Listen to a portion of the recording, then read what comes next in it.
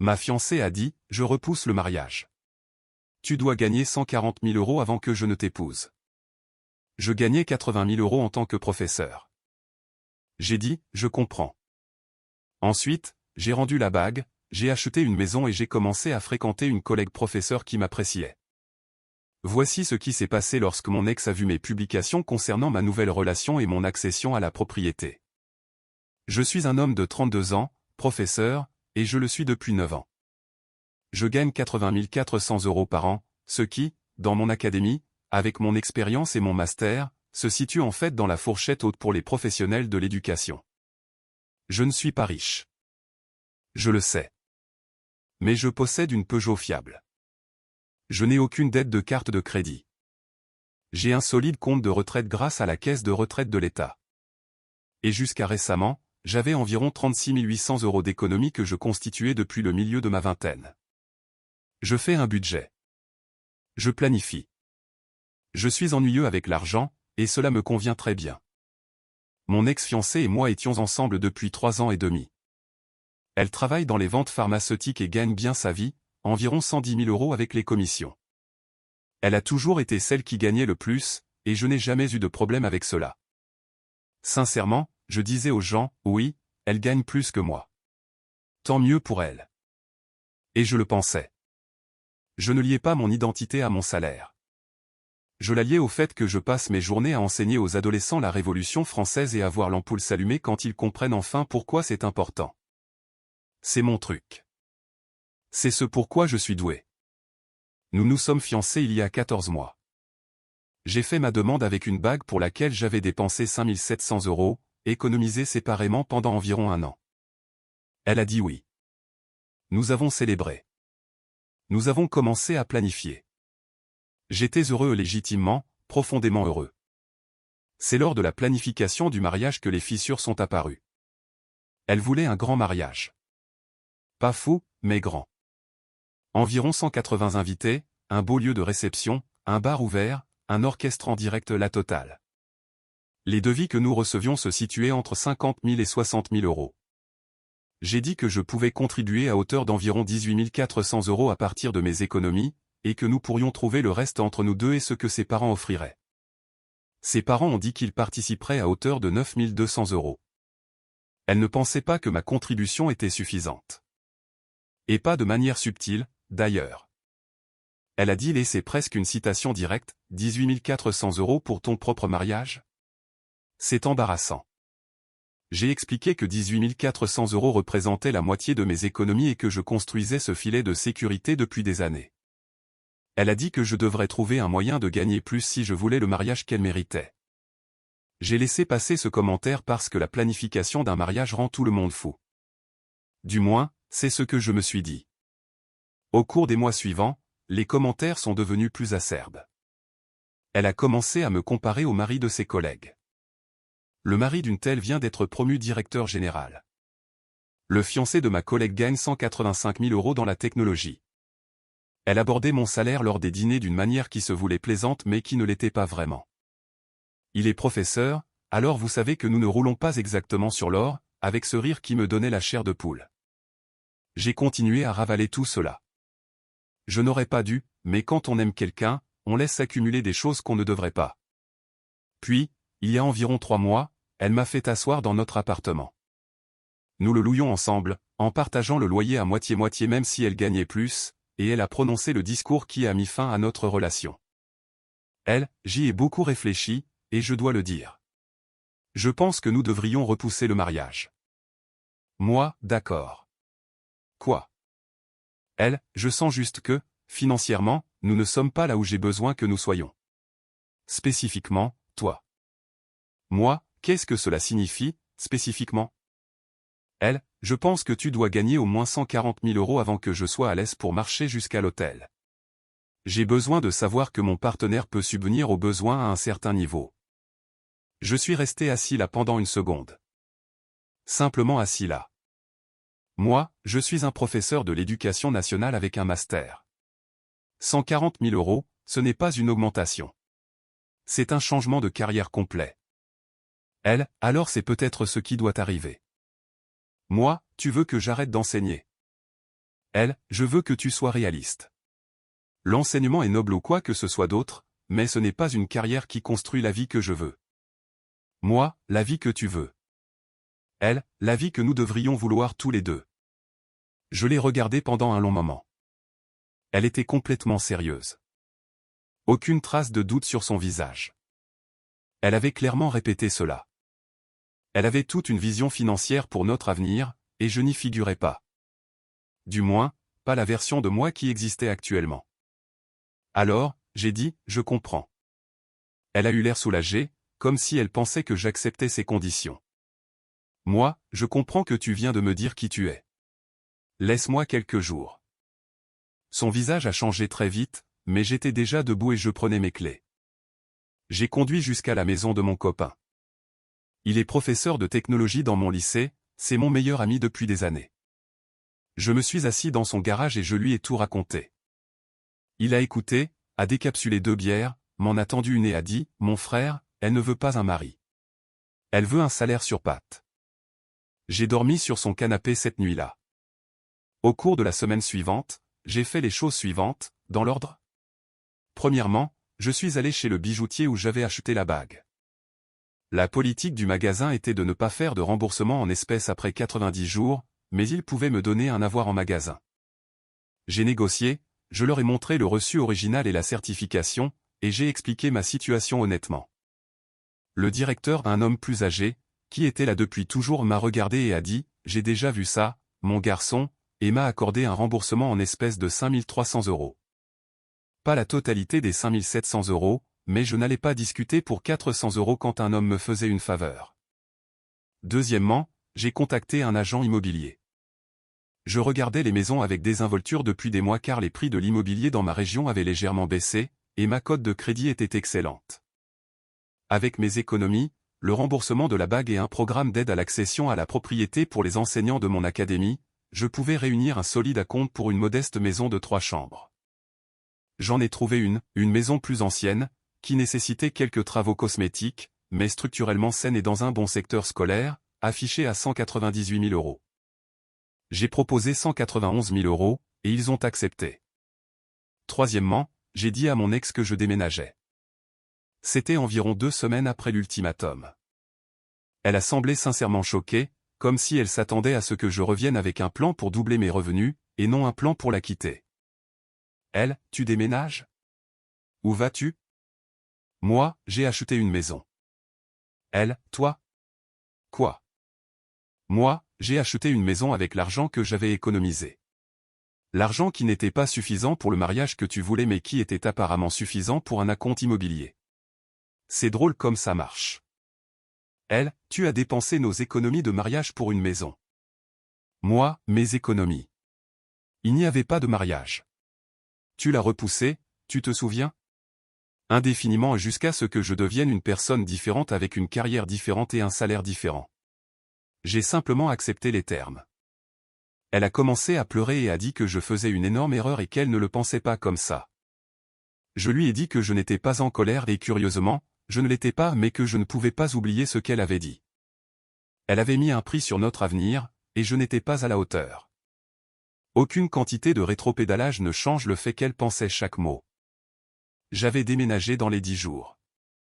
La conclusion de l'achat de la maison a pris environ 5 semaines au total. Pendant ce temps, je suis resté chez mon copain, le professeur de technologie. Il m'a aidé à déménager. Il ne m'a pas fait payer un centime pour le canapé. C'est ça l'amitié. Maintenant, voici la partie que je n'avais pas planifiée. Dans mon lycée, il y a une professeure d'anglais en 2e année de titularisation. Elle avait été embauchée l'automne précédent, et je l'avais remarqué de la manière dont on remarque quelqu'un qui est intelligent et gentil et qui rit aux choses qui sont vraiment drôles.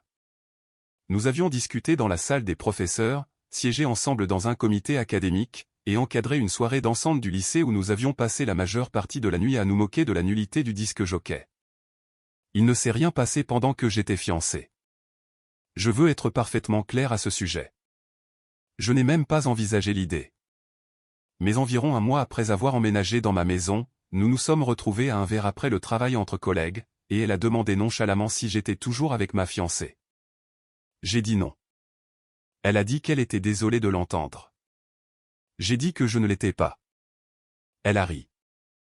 Nous avons discuté pendant 3 heures, et je suis rentré chez moi en ressentant quelque chose que je n'avais pas ressenti depuis longtemps, comme si quelqu'un s'intéressait à moi, et non à ce que je pourrais théoriquement devenir. Nous avons commencé à sortir ensemble lentement. Elle gagne environ 48 000 € en tant que professeure. Elle conduit une Renault vieille de 10 ans. Elle passe ses week-ends à corriger des copies et à animer le club de débat du lycée pour une prime annuelle de 1 100 €. C'est le genre de personne qui s'enthousiasme pour les progrès d'un élève et m'envoie des messages à ce sujet à 21 h. Lors de notre 3e rendez-vous, j'ai préparé le dîner dans ma nouvelle maison, et elle a apporté une bouteille de vin à 10 € et un jeu de cartes, et nous sommes restés éveillés jusqu'à 1 h du matin à rire. Ce fut le meilleur rendez-vous de toute ma vie, et cela a coûté peut-être 32 € au total. 2 mois après le début de notre relation, j'ai publié une photo. Ce n'était pas un geste stratégique. Je voulais sincèrement juste la partager. C'était nous sur ma terrasse, elle assise dans une chaise pliante avec des copies sur les genoux, mon chien à ses pieds. La légende ressemblait à « Les sessions de correction du samedi font un effet différent quand on est accompagné ». Et c'est là que mon ex a perdu la tête. Je garderai cela pour la mise à jour. Mise à jour numéro 1, 8 jours plus tard. La réaction à la publication originale a été folle. Beaucoup de professeurs dans les commentaires ont dit qu'ils s'identifiaient à la honte liée au salaire, et cela a signifié beaucoup pour moi. Ce métier est suffisamment peu respecté sans que la personne qui dort à vos côtés ne le fasse aussi. Très bien, les retombées. Donc, la photo sur la terrasse a été publiée un dimanche soir. Dès le lundi matin, j'avais un message texte d'un numéro que je n'avais pas encore supprimé, mon ex. Je l'avais bloqué sur les réseaux sociaux mais apparemment pas son numéro de téléphone. Un oubli de ma part. Son message, alors, tu avais assez d'argent pour une maison et une nouvelle petite amie mais pas assez pour notre mariage? Ouah. Juste ouah. Je n'ai pas répondu, mais elle n'avait pas terminé. Deuxième message, 4 minutes plus tard, cette maison aurait dû être la nôtre. Cet acompte était censé être notre avenir. Tu as fondamentalement volé notre relation. Troisième message, et c'est une professeure? Tu as régressé en passant de moi à une autre professeure. Profitez bien d'être fauchés ensemble, je suppose. J'ai pris des captures d'écran de tout. Pas parce que j'avais un plan, mais parce que mon copain m'avait dit des mois auparavant de tout documenter, et c'était devenu une habitude. Ensuite, j'ai bloqué son numéro. J'aurais dû le faire plus tôt, mais nous en sommes là. Maintenant, laissez-moi expliquer quelque chose à propos de mon ex que je n'avais pas pleinement apprécié jusqu'à notre rupture. Elle a un cercle social très spécifique. Ses amis sont principalement d'autres représentants commerciaux pharmaceutiques et leurs partenaires et des cadres de la finance, des ingénieurs en technologie, des personnes qui parlent des chiffres du 3e trimestre lors du brunch dominical. Toute son identité sociale était construite autour de son appartenance à ce groupe en ascension sociale. Et au sein de ce groupe, avoir un fiancé qui n'était qu'un professeur avait apparemment été une source d'embarras qu'elle gérait depuis des années. Je le sais parce qu'après la rupture, l'une de ses amies, une femme avec qui je m'entendais bien lors des soirées, m'a contacté et m'a dit « Je veux juste que tu saches qu'elle se plaignait constamment de ton salaire quand tu n'étais pas là. » Genre, à chaque soirée entre filles. Ce n'était pas nouveau. Elle disait qu'elle allait réparer ta carrière depuis au moins 2 ans. Cela m'a fait un effet différent. 2 ans de honte sur mon salaire dans mon dos tout en me souriant de l'autre côté de la table à manger. Super. Quoi qu'il en soit, la photo sur la terrasse. Voici ce que je ne savais pas quand je l'ai publié, mon ex avait encore des amis communs qui me suivaient. En l'espace d'une journée, elle avait vu non seulement la photo mais aussi les commentaires. Ma petite amie, la professeure d'anglais, avait commenté avec un petit cœur. Mon copain, le professeur de technologie, avait commenté « La maison a l'air super, mon frère ». Quelques autres amis professeurs avaient laissé de gentils commentaires. Ce n'étaient que des personnes normales agissant normalement, mais pour mon ex, c'était apparemment une attaque personnelle contre elle. Le 3e jour après la photo, j'ai reçu un appel de la meilleure amie de mon ex, une femme que j'avais rencontrée peut-être 6 ou 7 fois. Elle m'a appelé depuis son propre numéro, ce que j'ai trouvé audacieux. Elle, et, j'appelle parce que mon ami traverse vraiment une période difficile, et je pense que tu dois le savoir. Moi, je suis désolé de l'entendre, mais nous ne sommes plus ensemble. Son état émotionnel n'est pas ma responsabilité. Elle a l'impression que tu as fait tout ça à la maison, la nouvelle fille pour la contrarier. Moi, j'ai acheté une maison parce que j'avais des économies et un bon dossier de crédit. Je fréquente quelqu'un parce que j'ai rencontré quelqu'un que j'aime. Aucune de ces deux choses n'a quoi que ce soit à voir avec ton ami. Elle, mais le moment choisi. Tu dois admettre que cela semble intentionnel. Moi, le moment choisi est le résultat direct du fait que ton ami m'a dit que je ne valais pas la peine qu'on m'épouse tant que je ne gagnais pas 140 000 euros. Je l'ai prise au mot et je suis passé à autre chose. Ce n'est pas de la rancune, c'est de l'écoute. Elle s'est tue. Puis elle a dit, elle ne le pensait pas comme ça. Elle voulait juste que tu sois plus ambitieux. Moi, j'ai un diplôme de master, 9 ans dans ma carrière, une retraite garantie de l'État, aucune dette, et je viens d'acheter une maison à 32 ans. Si ce n'est pas assez ambitieux, alors nous n'avons pas les mêmes dictionnaires. Elle n'avait pas de réponse à cela. L'appel s'est terminé peu après. 6e jour. C'est là que ça devient véritablement délirant. Mon ex s'est présenté chez moi. Pas à mon ancien appartement, à ma maison. Elle ne connaissait même pas l'adresse. Elle l'a trouvée. Je ne sais pas comment. Peut-être par des amis communs. Peut-être a-t-elle conduit dans le quartier à la recherche de ma voiture. Quoi qu'il en soit, elle était dans mon allée un samedi matin quand j'ai ouvert la porte d'entrée pour prendre le courrier. Elle, nous devons parler. Moi, non, ce n'est pas la peine. Elle, j'ai fait une erreur. D'accord? J'ai dit la mauvaise chose. Mais tu n'avais pas à faire exploser toute notre vie pour une seule conversation. Moi, ce n'était pas une seule conversation. C'était 3 ans et demi où tu avais honte de ce que je fais dans la vie et une conversation où tu l'as finalement dit à voix haute. Elle, je n'ai jamais eu honte de toi. Moi, ton ami m'a dit que tu te plaignais de mon salaire à chaque soirée entre filles pendant 2 ans. Tu m'as comparé au mari de tes collègues lors des dîners. Tu as qualifié ma contribution au mariage d'embarrassante. Tu m'as dit de quitter la carrière que j'aime pour atteindre un niveau de revenu qui te mettrait à l'aise. Ce n'est pas une mauvaise conversation. C'est un schéma. Elle s'est tenue dans mon allée et m'a dévisagé. Puis elle a regardé la maison, l'a vraiment regardée, et j'ai pu voir quelque chose changer sur son visage. Pas des remords. Du calcul. Elle faisait des mathématiques. Elle regardait la maison et réalisait que l'homme qu'elle avait rejeté comme financièrement inadéquat venait d'acheter une propriété. Elle, c'est une belle maison. Moi, oui, ça l'est. Elle, nous aurions pu avoir ça ensemble. Moi, nous aurions pu, mais ce n'était pas suffisant pour toi. Je n'étais pas suffisant pour toi. Et je ne vais pas me tenir dans ma propre allée et passer une audition de nouveau. Elle a commencé à pleurer. De vraies larmes, je pense.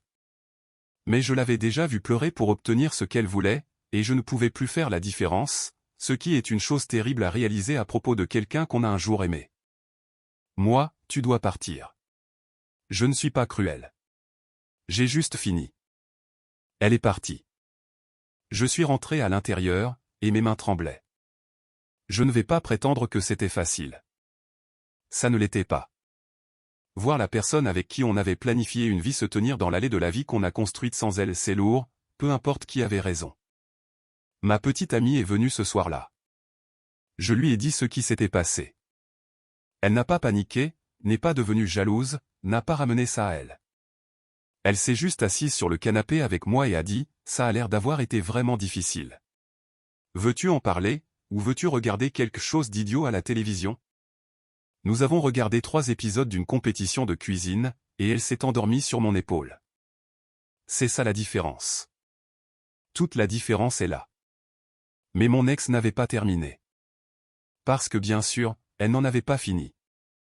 La suite dans la dernière mise à jour. Mise à jour numéro 2, finale. 16 jours plus tard. D'accord, c'est la dernière. Je clôt ce chapitre. Après la visite dans l'allée, je pensais sincèrement que les choses allaient se tasser. Elle avait dit ce qu'elle avait à dire. J'avais dit ce que j'avais à dire. Nous allions tous les deux passer à autre chose. Mais j'ai sous-estimé à quel point l'identité de mon ex était liée au récit qu'elle avait construit et à quel point il était menaçant pour elle que la réalité le contredise. Environ 5 jours après l'incident de l'allée, j'ai reçu un message d'un collègue au lycée, un autre professeur d'histoire, un homme plus âgé qui enseigne depuis une vingtaine d'années. Il m'a envoyé une capture d'écran et a dit « J'ai pensé que tu devrais voir ça ». C'était une publication dans un groupe Facebook privé pour des professionnels locaux, un de ces groupes de réseautage où les gens partagent des offres d'emploi et des potins de l'industrie. Mon ex avait fait une publication.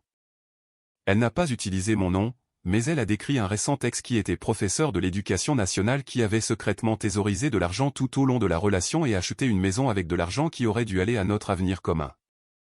Elle sous-entendait que j'avais été financièrement trompeur et que j'étais passé à autre chose de manière suspectement rapide, ayant probablement déjà quelqu'un sous la main. Alors maintenant, j'étais un traître et un manipulateur financier. Super. La publication avait environ 15 commentaires quand mon collègue en a fait une capture d'écran. La plupart étaient compatissants envers elle, tellement désolé que tu traverses ça, les hommes sont des ordures, l'habituel. Quelques personnes ont posé des questions d'approfondissement comme « Étais-tu sur le titre du compte d'épargne ?» et elle n'a commodément pas répondu à celle-ci. Je suis resté avec ça pendant une journée entière. Je n'allais pas m'engager publiquement, j'avais déjà décidé cela. Mais je n'allais pas non plus laisser un faux récit sur mon intégrité flotter dans un réseau professionnel local sans le contester. Je suis professeur. Ma réputation dans la communauté compte réellement pour ma carrière. Donc, j'ai fait quelque chose de très spécifique. J'ai appelé la seule amie commune qui avait été honnête avec moi, la femme qui m'avait parlé des plaintes sur le salaire lors de la soirée entre filles. Je lui ai demandé si elle accepterait de confirmer, si jamais le sujet était abordé, que mon ex m'avait explicitement dit de repousser le mariage jusqu'à ce que je gagne 140 000 € et que l'argent que j'avais utilisé pour la maison provenait de mes économies personnelles antérieures à la relation. Elle a dit oui. Elle a également dit qu'elle avait déjà vu la publication sur Facebook et qu'elle était dégoûtée par la manipulation. Ensuite, j'ai fait la chose qui importait vraiment.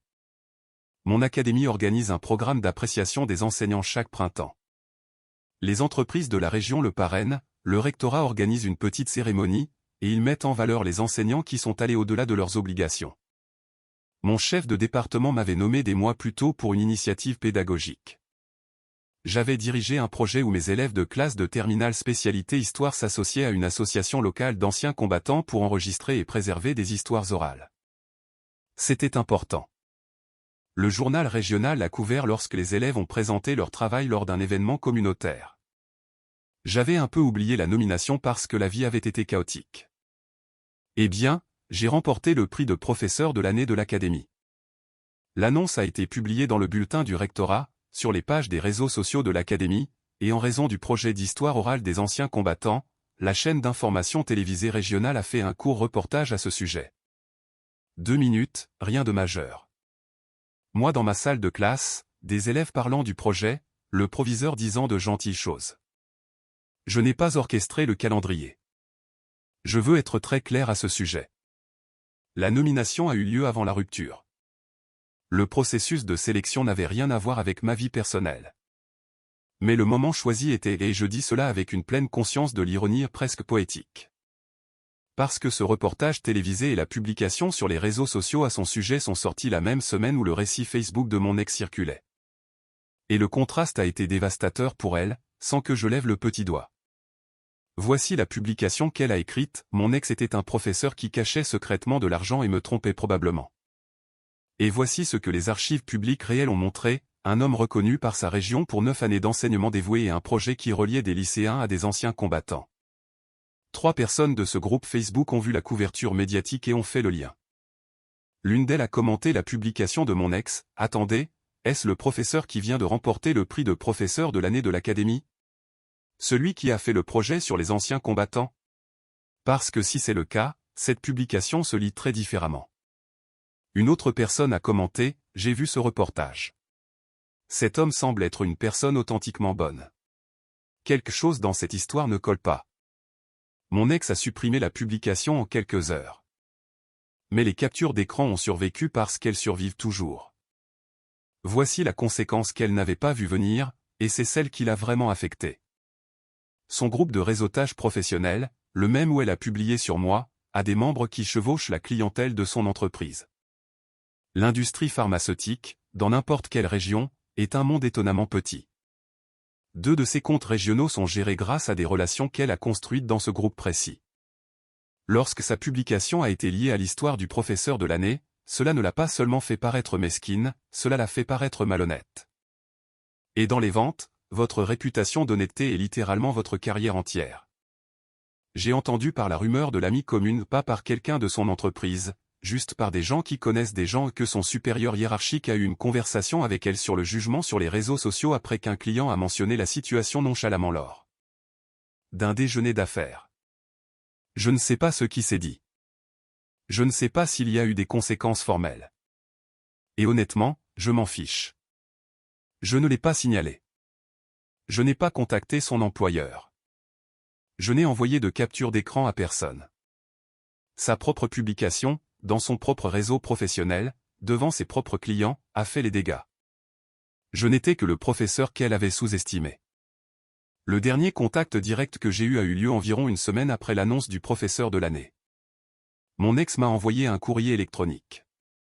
Elle avait apparemment trouvé mon adresse professionnelle sur le site internet du lycée. Le courriel comportait 3 paragraphes, et le ton oscillait follement entre la colère et la tristesse. Le message central était « Tu étais censé grandir avec moi. J'essayais de te pousser à être meilleur. Tu as choisi le confort plutôt que l'ambition. Et maintenant tu es célébré pour la chose même que j'essayais de te faire dépasser. » Je l'ai lu 2 fois. La deuxième fois, j'ai en fait ressenti quelque chose qui ressemblait à de la pitié. Pas parce qu'elle avait tort sur ce qu'elle voulait et tout le monde a le droit de vouloir la sécurité financière, mais parce qu'elle était tellement enfermée dans sa définition de la réussite qu'elle ne pouvait en voir aucune autre sorte. Elle a regardé un homme qui avait construit une vie stable, gagné le respect de la communauté, possédé une maison et trouvé une partenaire qu'il aimait exactement tel qu'il était. Et sa réaction honnête a été « Ce n'est pas suffisant. Ce n'est pas une personne que je peux aider. Ce n'est même plus une personne contre qui je peux être en colère.